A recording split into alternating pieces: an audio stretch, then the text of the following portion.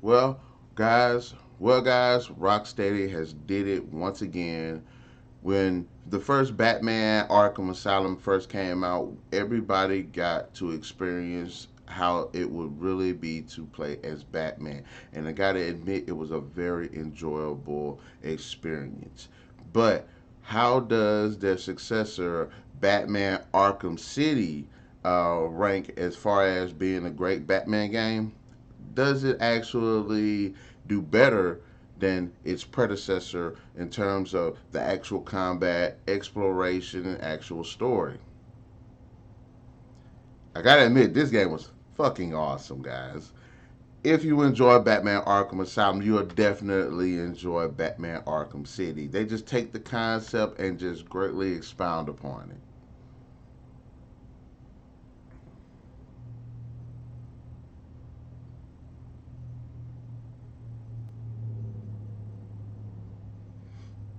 The campaign does feature a really interesting story. What first starts off as Bruce Wayne being sent to the Supermax for a crime that he didn't commit ends up being this heroic story of Batman going into this Supermax prison, this big walled off section of Gotham City where Gotham has just housed all of their super criminals and the worst of the worst. Batman is investigating this mysterious Protocol 10 by the warden that's been set up by this warden, Hugo Strange, that has something to do with all of these criminals. And that's where the bulk of our story goes. Now, there are various subplots that does help support this interesting story, such as the Joker ends up poisoning Batman, and it's a race against time as the poison is slowly affecting our the Dark Knight. But guys, that isn't all.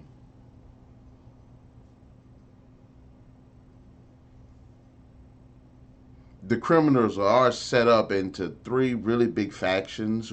One led by a super criminal, one led by Two Face, one led by the Penguin, one led by the Joker. And characters will definitely be interacting with those gangs throughout the course of this game. There are various other NPCs that aren't really affiliated, but they're all doing that little thing. If you're standing by, you can hear tidbits of the conversation about what they got going on in their lives, as well as what's going on in the actual prison. So there's a lot to pay attention to in terms of the game. Now, of course, there's definitely Batman's Rose Gallery to consider. You got Poison Ivy, Talia al Ghul, Catwoman, Harley Quinn. You got Mr. Freeze, Penguin, Two Face, Bane. Just everybody that you love from the Batman mythos is in this game, most likely. Yes, there are some people that are in this game that you don't hear too much about, and I thought some of them were pretty cool, such as Azrael and Hush. There are also no Hush ain't in this one. Better take out Hush. There is interesting ones such as Azrael, character I never really heard of, but thought it was really cool. Hugo Strange gets a lot more elaboration for a character that, even though he's pretty important, I haven't really seen much of him, but I actually liked him in this game. Hell, even Ra's al Ghul even makes an appearance in this game. Clayface, um, yeah, Clayface and Grundy, just a lot of great characters that are in this freaking game. But ultimately, how does the gameplay go? Is it an actual good game? Is it better than Arkham Asylum? Yes, the gameplay is much better. It's better refined. It flows smoothly. It does a great job of enhancing the sense of being Batman. In terms of combat, the combat flows a lot more smoothly when you're just doing all of these massive combos and increased damage to all of these bad guys that you're fighting at one time. And not even that, there's even a smooth implementation of the equipment and weapons into the combat to help diversify the combat experience. Of course, you have the typical bad guys that you can do straightforward combos too, but there are also brutes and other variations of enemies that take different tactics to defeat, which makes for a very challenging experience sometimes. Some enemies utilize shields. Some enemies utilize heavy armor. Some even have guns and weapons to actually deal damage, and it just makes for a very interesting, for a very cool fighting. It just makes the combat cool. Unlike Arkham Asylum, Like Arkham Asylum, there's plenty of room for exploration in Arkham City, but unlike it, and to the benefit of this game, Arkham City is just open world. So there is no limits to where you can go in this game. There are plenty of nooks and crannies for exploration. If you enjoy playing Batman, you get the most of what he can do in this game, where you're transversing the area, utilizing his cape for flight and gliding, which makes traveling faster. You utilize his hook shot to get to higher altitudes, and it even helps boost your flight abilities and where you can even utilize your flight abilities to even take down enemies. So when it comes to just mobility in this game, you're definitely gonna love it.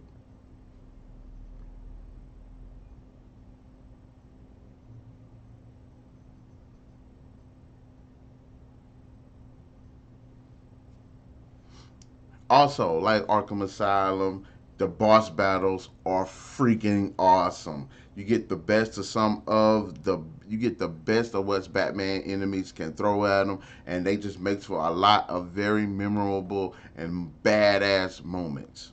My personal favorites is fighting with Clayface and fighting with Grundy because they just these big brutes that Batman can't just outright hit. Similar to Bane and Killer Croc from Arkham Asylum.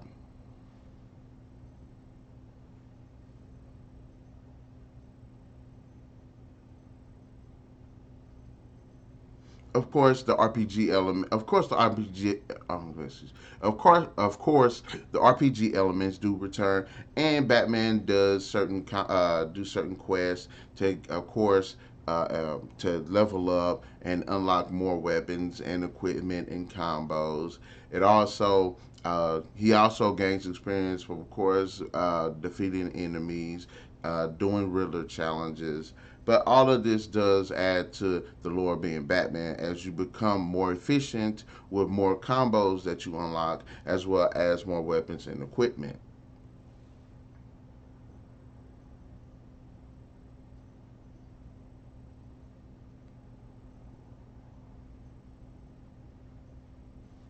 Visually, the game does look a bit better than Arkham Asylum, but they still look pretty similar. It's still a gritty looking game. It still looks really good. The whole cityscape looks amazing. There's a lot of detail to it. It's very bleak. There are some areas that are underwater, that are flooded. There are some areas that are frozen. There are just a lot of variations when it comes to where you're going, the building structures. Uh, there's even the weather conditions in some areas look really cool. So it looks really good. The cinematics are pretty cool, and they do bring out the best of what these characters' personalities and interactions. So it makes the storytelling even more compelling as well. I will admit that the visuals have a little bit of a blurry. They look good, but at the same time they still kind of have a bit of a blurry look to it. Kind of like when you go back and you play Resident Evil 4 right now. It's still a good looking game, but you can obviously see, like, yeah, it could be touched up a little bit more. But nevertheless, it's still a good looking game. The character designs are actually really good. I've always appreciated the overhauls to the designs of the characters in Arkham Asylum, so I will say that that transfers well over into Arkham Asylum. Probably one of my favorite designs. I think it's a little weird, but it's still kind of cool. It's probably Mr. Freeze. I really enjoyed the way he looks.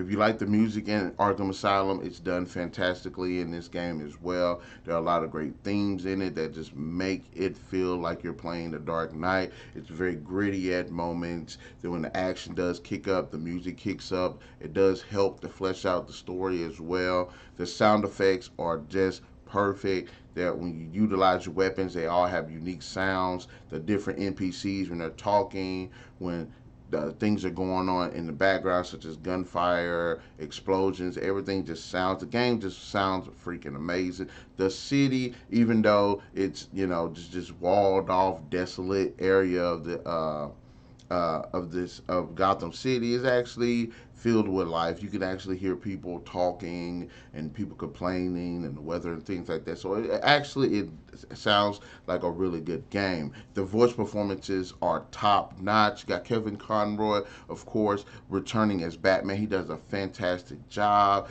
You got Mark Hamill coming back as the Joker. He does a fantastic job. So when you even have what's the girl's name that played as Harley Quinn? I'm not well, but I can't remember her name in this. It's all right. Yeah, okay. Just the voice performances all around were just fantastic and definitely helped to just flesh out the characters and also to help with the storytelling. So this all in all, this game just sounds amazing. And I'm big on replayability. So how does this game rate with this replayability? It is freaking amazing. Your exploration of Arkham City will definitely take up a lot of people's time.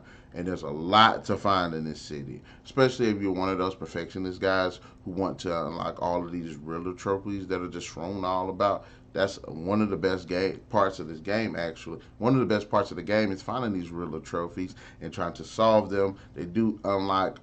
There's a ton of stuff that they do unlock, such as character bios, such as experience. Such as you get pictures. You call them images, still. You unlock pictures. Let me see.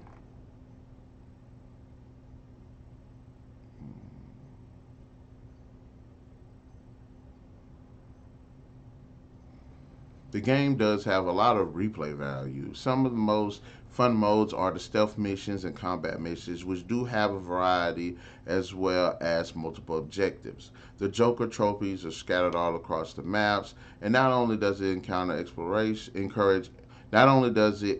exploration, but also puzzle solving skills. The Riddler trophies are scattered all across the map, and not only does it encourage exploration, but also puzzle solving skills, which would take a lot of time to do. Even playing the game over and over again on harder difficulties makes the campaign even more of a challenge. There are a variety of Batman costumes, which are always fun. My personal favorite is Batman Beyond. Also, in the campaign, players can switch between Batman and Catwoman, which was one of the best additions to this freaking gameplay. And this Catwoman, she has her own fighting style. She can traverse the terrain in her own way. I love the interactions between her and the different characters. Her own little side story was a plus. They did a fantastic job of implementing her into this game as a playable character. And hell, even in the stealth and combat missions, you get to play as Nightwing and Robin, and they have their own fighting style. They have their own stealth style. So I really appreciated the effort that they put into this game to actually play as these different characters because they all bring something interesting and new to the table.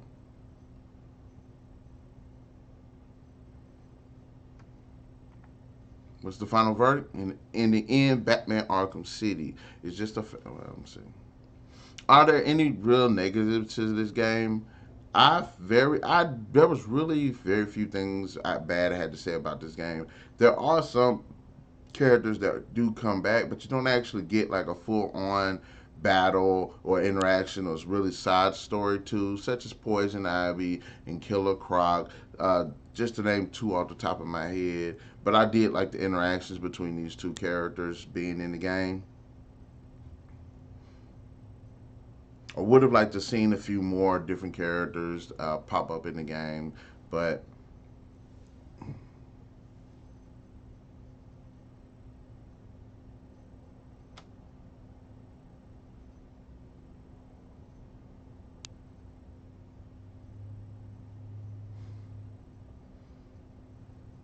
How would I rank?